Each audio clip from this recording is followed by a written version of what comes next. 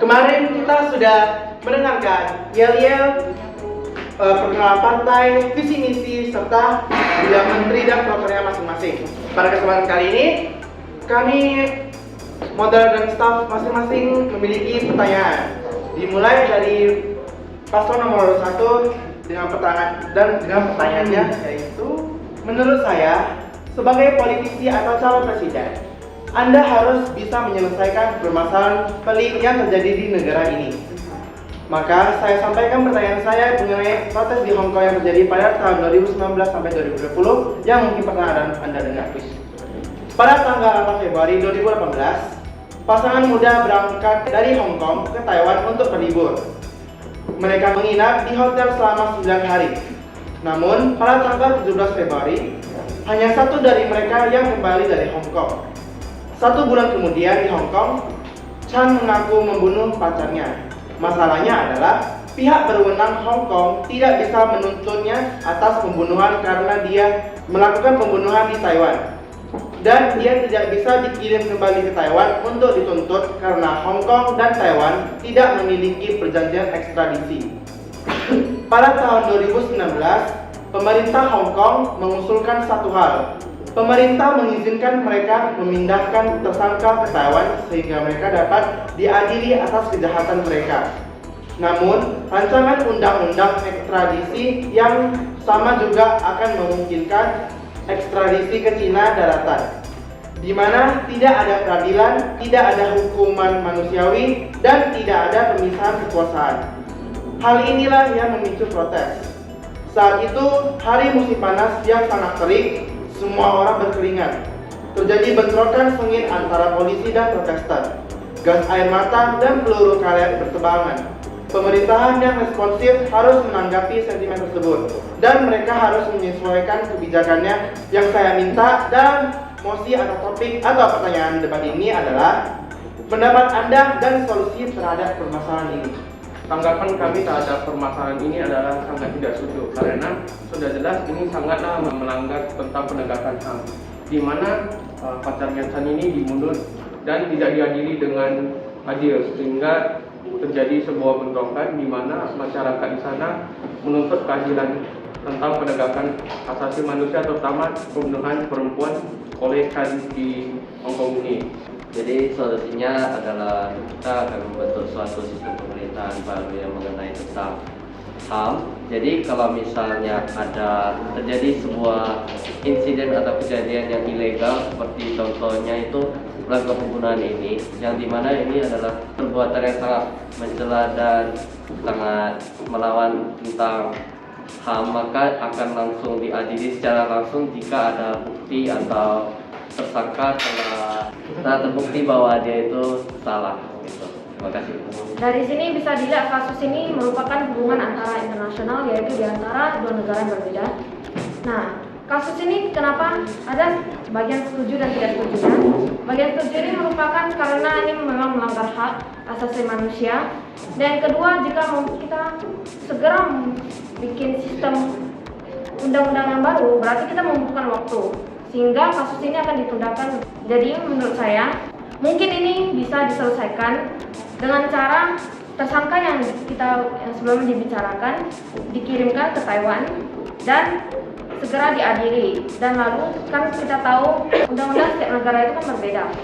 Nah, setelah kita tahu kekurangannya, nanti kita baru akan menyelesaikannya dengan membuat sistem perundang-undang baru. Jadi kasusnya tidak akan tertunda dan negara akan semakin lebih baik. Selanjutnya kita akan masuk ke pertanyaan paslon nomor urut 2. Apa tanggapan Anda apabila seorang anak diduduk atau dibully seperti dipukul sampai babak belur atau dikata-katain sehingga memakan korban?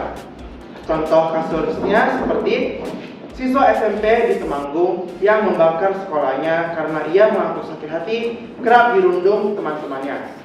Adapun kasus lainnya seperti siswa MTS di kota Mobagu berinisial R meninggal akibat dikeroyok oleh 9 temannya. Korban tersebut mengalami kekerasan fisik berupa dibanting dan ditendang berkali-kali di bagian perut. Silakan berikan tanggapan mengenai kasus pelanggaran HAM tersebut dan upaya yang harus ditempuh untuk penegakan HAM. Terima kasih. tanggapan kami terhadap anak yang dibully tentu saja itu merupakan kasus pelanggaran HAM juga. Sedangkan jika dia juga merusak fasilitas sekolah, bahkan sampai membakar sekolah yang merugikan banyak orang, itu juga merupakan kasus pelanggaran HAM, walaupun ia juga menjadi korban, tetapi dia juga menjadikan orang lain sebagai korbannya. Dan itu tentu saja melanggar HAM, apalagi membakar sekolah itu merupakan pelanggaran HAM yang berat. Jika sampai seorang siswa meninggal akibat dikeroyok oleh 9 temannya, itu sudah sangat melanggar HAM, dan tentu saja kami akan mengupayakan agar membuat undang-undang dan melindungi anak tersebut sehingga dapat terselesaikan kasusnya. Terdapat juga pasal 28 ayat 2. Setiap anak berhak atas kelangsungan hidup, tumbuh dan berkembang serta berhak atas perlindungan dari kekerasan dan diskriminasi. Walaupun kita telah dibully, tentunya pasti akan berdampak pada mental kita. Nah, saat ini kita harus berpikir lebih rasional untuk mengumpulkan bukti secara segera, mencari saksi, dan melaporkan ke polisi. Itu solusi yang bisa kita dapatkan karena ini berhubungan dengan masing-masing dan kepribadian orang yang berbeda-beda. Mengenai kasus yang pertama, membakar sekolah, itu walaupun dia sudah dibully, tetapi kasus ini ditambahkan lagi dengan pembakaran sekolah, yaitu juga melakukan hal yang ilegal yang melanggar Undang-Undang Dasar. Sehingga kasus ini akan menjadi dua, yaitu kasus pembulian dan kasus pembakaran sekolah yang tidak bisa disamakan. Yang kedua, dari kasus pembunuhan, tentunya ini harus dicari segera bukti dan saksi, ataupun jika kasus ini tidak bisa diselesaikan, mungkin akan bisa dilewat oleh netizen yang akan segera bisa ditanggapin oleh polisi-polisi ataupun jabatan petinggi negara ini karena dianggap penting. Kami setuju dengan apa tanggapan yang diberikan oleh paslon nomor 2. Akan tetapi tentang masalah di mana korban bully membakar fasilitas atau melakukan tindakan kekerasan yang sangat ilegal dan merugikan banyak orang, menurut kami itu bukanlah kejahatan yang benar-benar harus dihukum gitu, karena sebenarnya itu adalah faktor dari bullying itu kembali sendiri lagi, karena menurut kami itu adalah tindakan kriminal yang tidak disengaja. Nah, bisa dibilang solusi yang bisa kita sampaikan itu dengan membangun lingkungan sekitar yang ada di sekitar korban menjadi lingkungan yang sehat, membangun keluarga yang sehat dan juga jujur, sehingga korban mendapatkan perhatian yang khusus, sehingga korban tidak mungkin akan mendapatkan pembulian atau korban dapat menyampaikan perasaannya ketika dibully kepada keluarganya, sehingga korban tidak akan melakukan tindak kekerasan atau menyampaikan perhatiannya dengan membakar sekolah. Saya Raili, saya sebagai Menteri PPPA dari calon umum urut nomor 1. Saya mempunyai satu solusi yang mungkin dapat membantu mengenai isu permasalahan tersebut. Ini berkaitan dengan program kerja saya, yaitu Maulin dan Torlin, yang dimana isu pembakaran sekolah dapat kami selesaikan dengan menggunakan program kerja dari kami, yaitu bertujuan untuk melindungi anak sekaligus properti maupun sarana prasarana yang telah dibakar oleh siswa tersebut.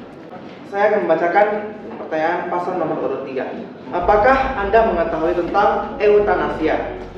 Eutanasia adalah praktik pencabutan kehidupan manusia atau hewan melalui cara yang dianggap tidak menimbulkan rasa sakit atau menimbulkan rasa sakit yang minimal. Biasanya dilakukan dengan cara memberikan suntikan yang mematikan. Jika seorang anak kecil yang menderita sklerosis lateral amiotrofik yang disingkat dengan ALS, yang disebabkan oleh degenerasi dan kematian neuron motorik atas dan bawah, dan otot secara bertahap melemah dan mengalami atrofi. Apakah Anda setuju anak kecil tersebut menjalankan eutanasia? Dengan kasusnya, seorang kakek bernama Simon Biner pada tanggal Januari 2015 menderita ALS. Setelah melawan penyakitnya selama 10 bulan, pada November 2015, Simon pergi ke institusi di Swiss melakukan eutanasia. Untuk kami sendiri, kami tidak setuju dengan eutanasia karena menurut kami di Indonesia saat ini kan juga eutanasia ini nggak diperbolehkan nih, karena dia jelas-jelas melanggar HAM. Karena ini semacam obat untuk suntik mati gitu.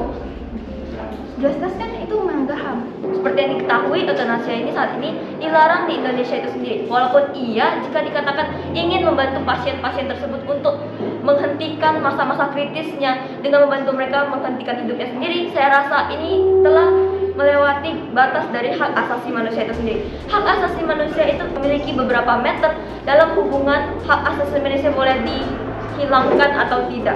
Apakah dari dampaknya ke masyarakat itu sendiri, apakah niatnya dari pasien itu sendiri memiliki niat yang baik atau buruk, dan sebagainya kan.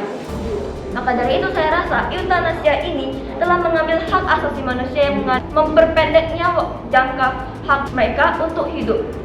Baik, bagi kami solusinya ada dua. Pertama, seperti yang sudah diadakan pada topik, yaitu memberikan kebebasan pada mereka untuk memiliki eutanasia itu sendiri atau tidak, dengan syarat mereka harus melakukan prosedur-prosedur bahwa meyakinkan dengan mereka keluar dari negara Indonesia sendiri dan melakukan eutanasia itu sendiri, bahwa mereka dapat menjamin bahwa mereka sendiri dapat telah adanya persetujuan dari keluarga, dari pasien itu sendiri, dan dari beberapa faktor penting lainnya. Dan selanjutnya dengan adanya jaminan bahwa benar-benar eutanasia itu sendiri akan memberhentikan hidup mereka tanpa adanya dampak lebih lanjut dan meyakinkan bahwa itu akan menyelamatkan mereka sendiri.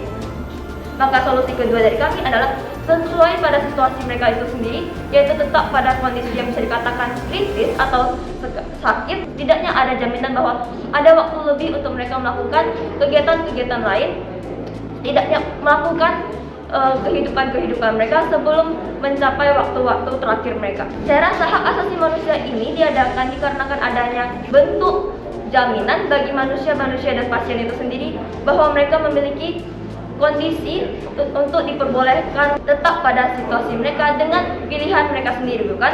Maka saya rasa hak asasi manusia kembali lagi menjadi suatu pilihan apakah mereka ingin melakukan eutanasia ataupun tidak.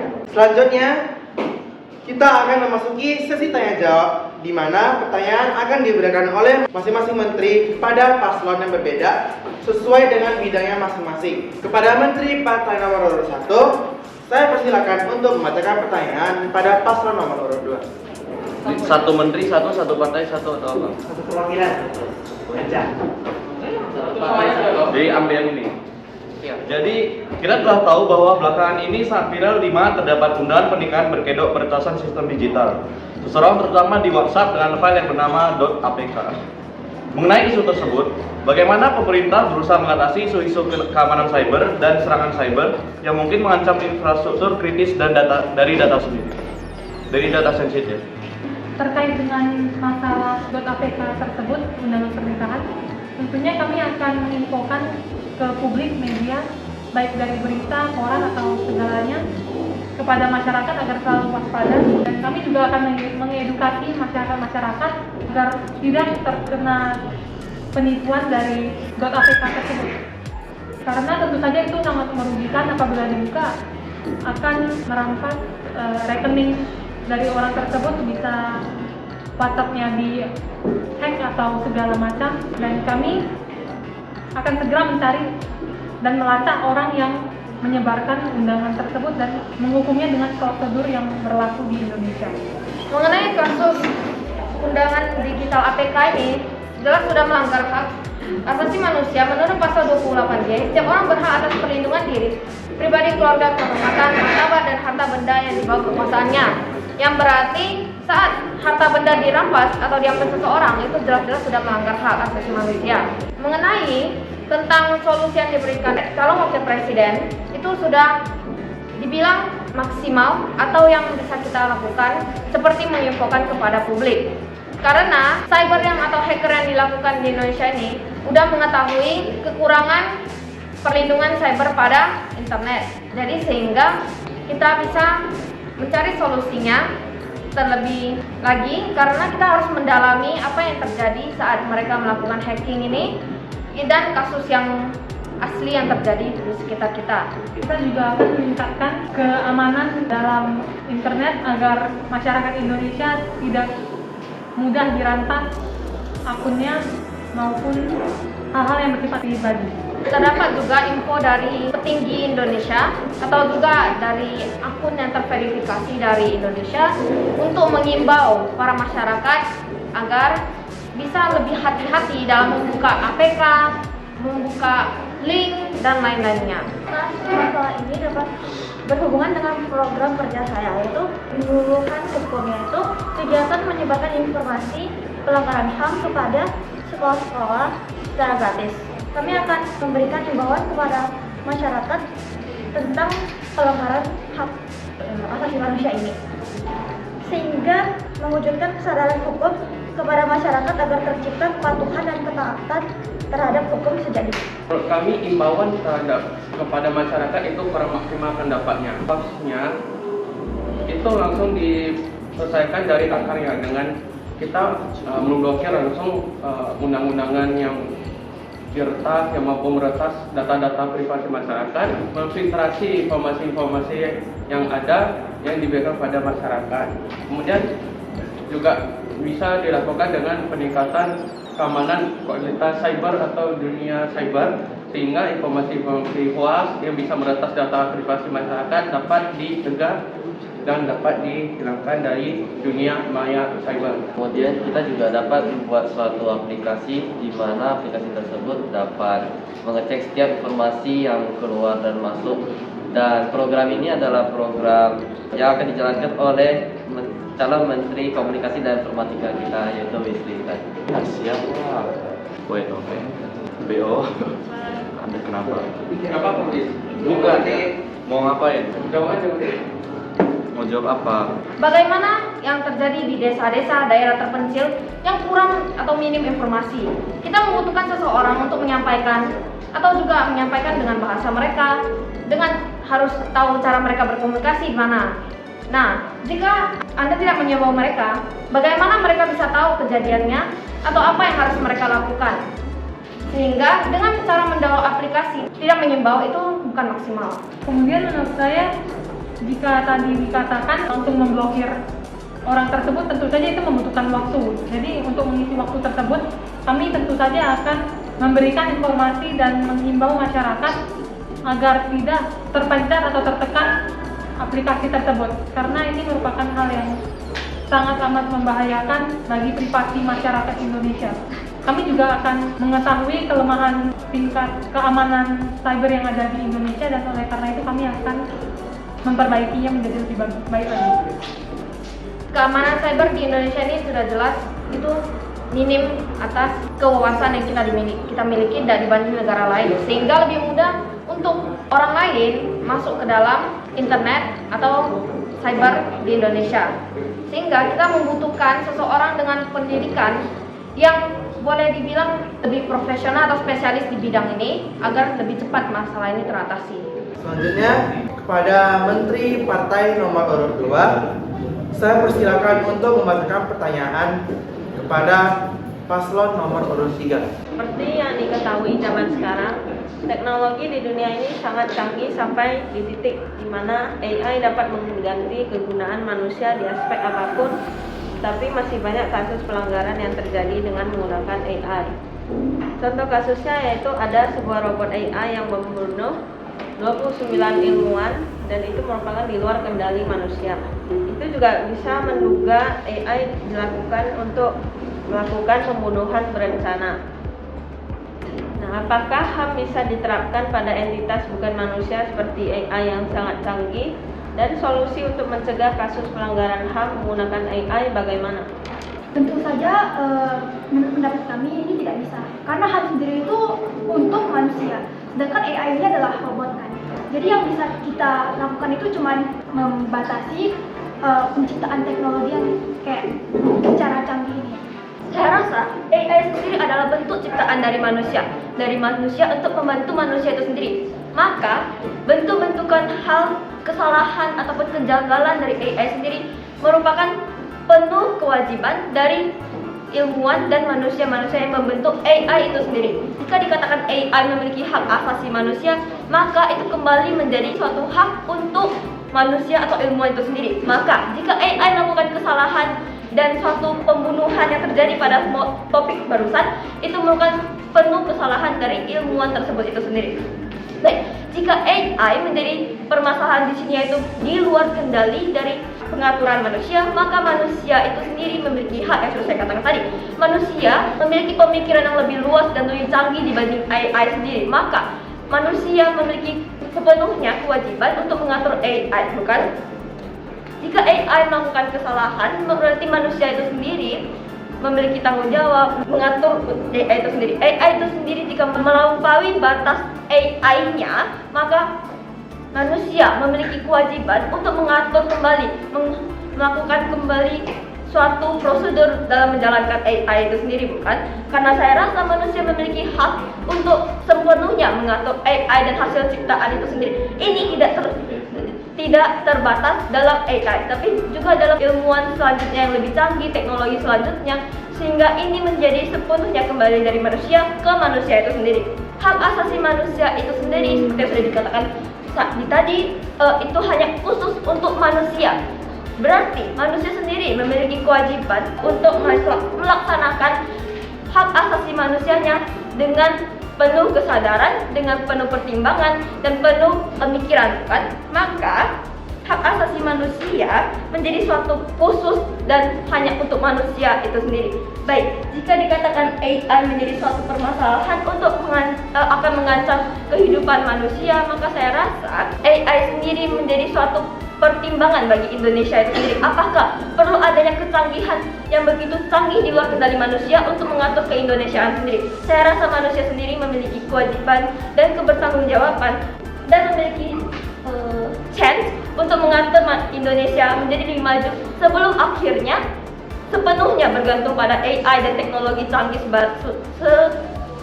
dan sebagainya, bukan? Maka saya rasa manusia dan pemerintahan dan rakyat itu sendiri memiliki hak untuk berdemokrasi, seperti menjadi visi misi kami, memiliki hak untuk berpendapat dan sebagainya tanpa harus sepenuhnya bergantung pada AI dan teknologi itu sendiri. Maka saya rasa itu menjadi suatu argumentasi dari saya dan kawan saya di sini. Di sini saya akan memberi tambahan terhadap solusi agar hal tersebut tidak terjadi lagi. Yang pertama mungkin ada di memberi batasan kepada AI tersebut agar tidak di luar kendali manusia dengan cara membuat sebuah teknologi di mana ketika AI tersebut melakukan hal yang tidak sesuai dengan perintah yang dibuat oleh para ilmuwan tersebut, maka AI tersebut akan secara otomatis mati atau listriknya diputuskan. Kemudian para ilmuwan tersebut juga harus mempertimbangkan untuk apa dibuat AI tersebut dengan tujuan yang sama ya. Kemudian lagi. Kemudian ya, sekian dari saya, terima kasih. Terdapat banyak sekali poin yang kami tidak setuju dengan paslon nomor 3, yaitu dibatasi perkembangan AI. Kita membutuhkan perkembangan AI untuk Indonesia sendiri.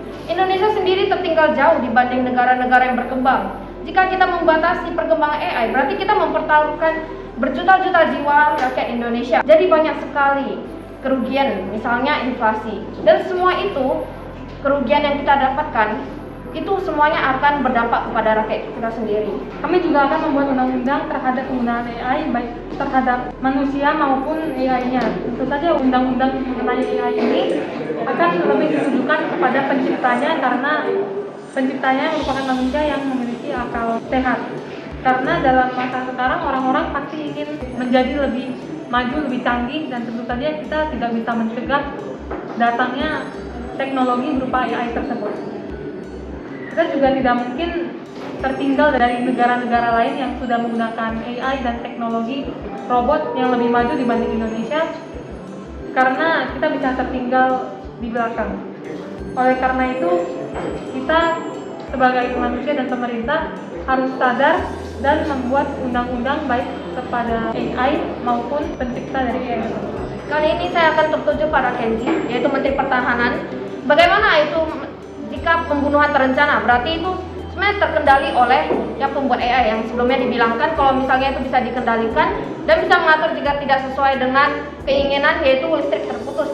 Tapi bagaimana kalau misalnya itu pembunuhan terencana? Berarti sebelumnya sudah diprogramkan dan tidak akan terjadi apapun dan pembunuhan itu akan tetap berlanjut. Kembali berarti itu sudah melanggar HAM, yang dimana berarti pencipta dari robot AI tersebut sudah melakukan pembunuhan berencana, sehingga pembuat AI tersebut harus diadili ya, dihukum secara hukum karena sudah melanggar HAM sendiri. Kemudian bagaimana untuk mencegahnya? Bagaimana? Akan dijelaskan oleh paslon nomor 3 kami. Saya sendiri tidak setuju mengenai pendapat paslon nomor 2 tentang tidak membatasi AI di Indonesia. Karena kita tahu kalau kita tidak membatasi AI di Indonesia ini pasti kayak banyak pekerjaan yang harus dilakukan oleh manusia ini digantikan oleh AI, sehingga makin banyak lagi pengangguran di Indonesia. Nah, kita tahu kan di Indonesia ini banyak sekali pengangguran. Nah, kalau misalnya di Indonesia ini banyak pengangguran, ini akan berdampak juga pada hal itu, kayak mengurangi kesejahteraan rakyat. Perlu kami pertanyakan apa maksud dari paslon urut nomor 2. Pertama, adanya kontradiksi yang terjadi pada argumentasi mereka dan persoalan mereka dengan menteri mereka sendiri. Persoalan yang terjadi di sini adalah bagaimana cara mereka mengatasi adanya AI yang di luar kendali manusia dalam adanya pembunuhan berencana dan sebagainya, bukan? Tetapi paslon urut nomor 2 hanya ingin terus-menerus meningkatkan teknologi Indonesia dengan tujuan mencapai Indonesia lebih maju dan lebih produktif. Tetapi jika mereka tetap pada status di mana AI di luar kendali manusia, bukankah Indonesia yang akan mereka inginkan itu menjadi suatu Indonesia, bukan Indonesia masyarakat demokrat, tetapi hanya penuh dengan AI dan teknologi, bukan? Baik, pertama saya rasa perkembangan teknologi itu perlu ditingkatkan, di mana ketika Indonesia telah mencapai kondisi yang stabil dengan ekonomi dan masyarakat yang cukup, maka saya rasa teknologi perlu dipertimbangkan lagi. Baik, waktu yang sudah habis. Dipersilakan duduk.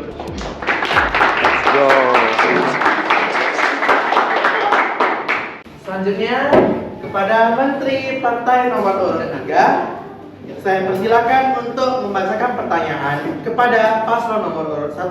Dari kasus yang beredar pada tahun 2019 dan beredar lagi beberapa bulan yang lalu tentang Justice for Audrey yang terbukti hoax, apakah ada hukuman berat yang dapat diberikan kepada pelaku karena telah membohongi publik sampai-sampai YouTuber Indonesia dari Rian Ricis hingga Atta Halilintar mengucurkan dana untuk datang menghampiri Audrey yang diduga menjadi korban pengeroyokan tersebut? Jika ada, bagaimana cara kalian merealisasikan misi kalian dalam meningkatkan perlindungan terhadap kaum perempuan, anak-anak, dan kelompok lainnya dari tindak kekerasan? Jujur kita nggak ngikutin Justice for Audrey. Audrey itu perempuan yang dilecehkan sama kelompok orang anak SMP. Ada 16 anak SMP yang melecehkan dia. Terus si Audrey ini ternyata dilecehkan di bagian kemaluan, sehingga dia masuk rumah sakit, terus ternyata dituduh sebagai hoax. Itu ternyata hoax. Menyebarkan hoax itu siapa? Dia sendiri. Jadi demi konten. Iya. Itu terkena dampak sampai real. Itu juga kena apa sampai banyak orang gitu, semua orang gitu di dunia. Enggak, di Indonesia. Di Indonesia ya. Mengucapkan dana ke Audrey gitu. Tapi ternyata itu hoax. Penggalangan dana. Iya. Waduh. Diam dulu. Thank you. Jadi menurut kami bahwa kasus ini merupakan kasus di mana seseorang telah membuat suatu hoaks kepada rakyatnya sendiri, dan ini berdampak sangat besar yaitu di seluruh Indonesia, dan tentu saja ini sangat merugikan bagi rakyat Indonesia, dan juga ini merupakan salah satu contoh buruk dan melanggar HAM sebetulnya. Nah, menurut kami ini harus diberikan hukuman dan pengadilan, karena ini juga sudah termasuk seperti pencurian gitu loh, dimana dia itu sudah mencuri beberapa uang dari rakyat Indonesia yang telah mempercayakan kepada dia bahwa dia itu sebenarnya sakit gitu, padahal tidak. Nah, jadi ini tentu saya seperti melakukan tindakan kriminal gitu loh, dari berbohong, lalu mencuri, lalu melanggar hak asasi manusia, melanggar hukum. Jadi kami akan menerapkannya sesuai dengan misi kami, melindungi dan memajukan hak-hak masyarakat adat mulai dari legal aspek, pemberdayaan ekonomi, perlindungan hukum, hingga pada pemanfaatan sumber daya alam yang lestari. Jadi kami akan menerapkan sistem hukum yang dapat mengadilkannya dan juga memberikan hukuman yang setimpal kepada Audrey ini. Sepertinya solusi yang bisa diberikan itu seperti memberikan edukasi lebih kepada publik ataupun masyarakat supaya mereka lebih mencerna informasi dan jangan terlalu mudah mempercayai informasi tanpa adanya bukti yang jelas. Jadi kami akan memberikan sejenis kampanye kepada masyarakat publik atau memberikan tes-tes seperti informasi-informasi yang mungkin sedikit hoax yang diberikan dari pemerintah itu sendiri untuk mengetes apakah masyarakat tersebut sudah bisa mencerna informasi dengan baik dan ya itu saja. Untuk kasus Audrey ini, Justice for Audrey ini jelas-jelas melanggar HAM karena dia menggunakan HAM untuk menarik simpati masyarakat Indonesia. Gak main-main simpati yang ditariknya, juga menarik simpati dari presiden kita. Menurut saya ini kita harus kayak mengedukasi masyarakat juga mengenai kayak jangan mudah terpancing dengan kasus yang terjadi yang kayak sebenarnya kita tidak tahu. Kasus Audrey ini pastinya tidak akan berhenti pada Audrey itu sendiri. Yang selanjutnya akan terus-menerus bisa menutup kasus-kasus lainnya, kan? Akan makin banyaknya kasus-kasus hoax dan penipuan ini yang akan menutupi kasus asli yang benar-benar membutuhkan bantuan dari pemerintahan itu sendiri. Menurut kami, penilaian menjadi hukuman itu menjadi ada niatnya pelaku, juga dampak pada masyarakat dan latar belakang dari pelaku itu tersebut sendiri. Dan saya rasa solusi yang diberikan dari partai paslon urut 1 memberikan tes dan sebagainya itu tidak akan begitu efektif, di mana itu hanya akan menjadi menutupi kasus-kasus asli yang membutuhkan bantuan. Suatu edukasi tidak akan begitu diimplementasikan oleh masyarakat dikarenakan mereka hanya akan terus-menerus memakan informasi yang sama dikarenakan mereka akhirnya akan muak dengan informasi tersebut, sehingga saya rasa solusi dari sisi sebelah tidak akan begitu efektif untuk memberhentikan kasus-kasus hoax dan penipuan ini. Maka solusi yang ingin kami berikan adalah dengan adanya pembentukan badan hak asasi manusia yang dapat meneliti lebih lanjut seperti yang visi kami katakan, yaitu memperhatikan kepentingan aspek manusia dalam upaya penyelesaian dugaan pelanggaran dan permasalahan hak asasi manusia itu sendiri.